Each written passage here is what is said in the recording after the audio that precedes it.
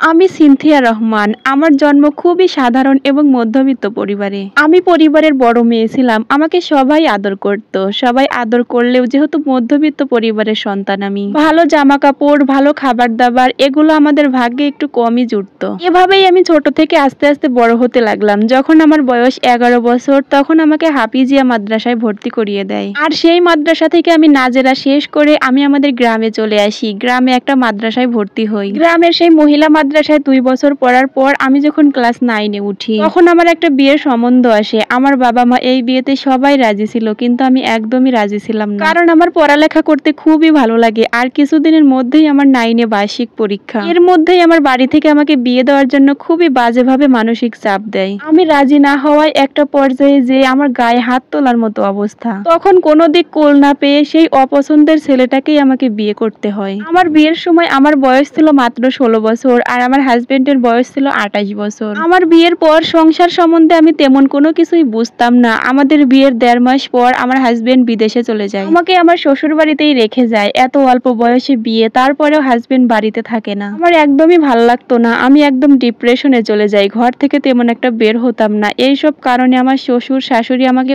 অনেক বকা দিত। আমি সংসারের কোনো কাজ করি না, সারা দিন ঘরের মধ্যেই শুয়ে বসে থাকি। আরো কত কি, আমার কোনো ননদ ছিল না। আমার একটা দেবর ছিল, সেও বিদেশে থাকে। বলতে গেলে সেই বাড়িতে আমি, আমার শ্বশুর আর আমার শাশুড়ি থাকতাম। আমার শ্বশুর যেহেতু কৃষি কাজ করতো, সব সময় বাড়িতে কাজ লেগেই থাকতো। আমার বিয়ের আগে আমি কোনোদিন কৃষি কাজ চোখেও দেখিনি। কাজগুলো করতে পারতাম না, অনেক কষ্ট হতো। তারপরেও শাশুড়ি আম্মার সাথে সব কাজ করতাম। এরপরেও দিন শেষে আমাকে অনেক কথা শুনতে হতো। তারা আমাকে বলতো আমি কোনো কাজ পারি না। আমার শাশুড়ি মা আমার স্বামীর কাছে ইনিয়ে বিনিয়ে আমার নামে অনেক কথা বলতো, যার কারণে আমার স্বামীও আমার সাথে তেমন একটা ভালো করে কথা বলতো না। এভাবেই আমার সংসার জীবনের 8 মাস কেটে যায়। 8 মাস পর আমার স্বামী আবারও 1.5 মাসের ছুটিতে বাংলাদেশ আসে। আমার স্বামী দেশে আসার পরেও আমার শাশুড়ি আমার স্বামীর কাছে হাজার অভিযোগ করতো আমার নামে। এইসব কথাগুলো শুনে আমার স্বামীও বেশি একটা বাড়িতে থাকতো না। সারা দিন রাত আত্মীয় স্বজন বন্ধু বান্ধব নিয়েই ব্যস্ত থাকতো। প্রতিদিন রাত 11টা কিংবা 1টার আগে কোনোদিনও বাড়িতে ফিরতো না। এভাবেই আমার স্বামীর 1.5 মাস ছুটি কেটে যায়। তারপর সে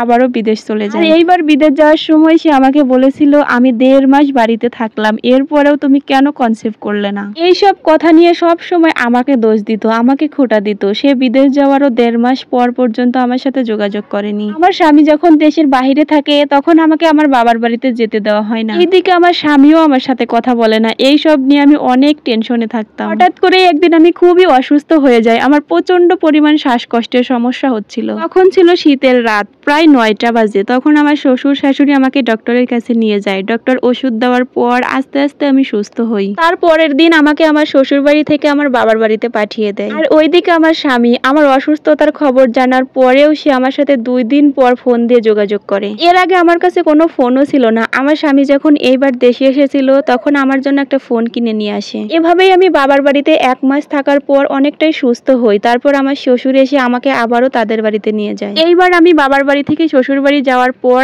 আমাকে আর আমার বাবার বাড়িতে আসতে দেয় না। তাদের সাথে সবসময় মিলেমিশে থাকি, সারা দিন সংসারের কাজ করি, তারপরেও কোনো নাম হয় না। ওই বাড়িতে আমার শ্বশুর শাশুড়ির কথাই শেষ কথা। তারা যে কথা বলবে ওইটাই ঠিক, সেটা ভুল হোক কিংবা মিথ্যা হোক সেটার কোনো প্রতিবাদ করা যায় না। দিন রাত এরকম কত কথা হজম করতে হয়। আমি যদি মুখের উপর কোনো কথা বলি তাহলে বাড়িতে আগুন লেগে যাওয়ার মতো অবস্থা হয়। শ্বশুর বাড়ির সবাই যেরকমটা চায় সেরকম করেই থাকতে হয়। সেইখানে থাকতে হলে নিজের কোনো শখ আহ্লাদ কোনো কিছুই গুরুত্ব দেয় না। আমার স্বামীও আমার সাথে তেমন একটা ভালো ব্যবহার করে না। সে তো সপ্তাহে 1 দিন কিংবা 2 দিন আমার সাথে কথা বলে। সোজা কথা, তার যখন মনে চাইবে তখন সে আমাকে কল দিবে, আর যখন মনে চাইবে না তখন আমার সাথে কথা বলবে না। শ্বশুর বাড়ির আশেপাশে কোনো লোকদের সাথেও মিশতে দেয় না। সারা দিন ঘরে থাকি, সংসারের কাজ করি। যখন বাড়িতে কোনো কাজ থাকে না তখন ঘরের মধ্যেই বন্দী হয়ে থাকতে হয়। বাহিরে কোনো জায়গা যেতে দেয় না, এমনকি আমার বাবার বাড়িতেও না। আমার শ্বশুর বাড়ির আশেপাশে আমার বয়সী কত ছোট ছোট ননদেরা আছে, তারা আগে আমার সাথে দেখা করতে আসতো, তাদের সাথে মিশতাম, খুবই ভালো লাগতো। যেহেতু তখন আমার কাছে ফোন ছিল না, আমার হাজবেন্ডও বাড়িতে থাকতো না, তাই তাদের সাথেই থাকতাম। কিন্তু এখন আর তাদের সাথেও মিশতে দেয় না। তারা নাকি ভালো না, তাদের সাথে থাকলে আমি ভালো থাকবো না, এই কারণে তাদের সাথে কথাও বলতে দেয় না। একটা মানুষ কিভাবে একা থাকতে পারে? সারা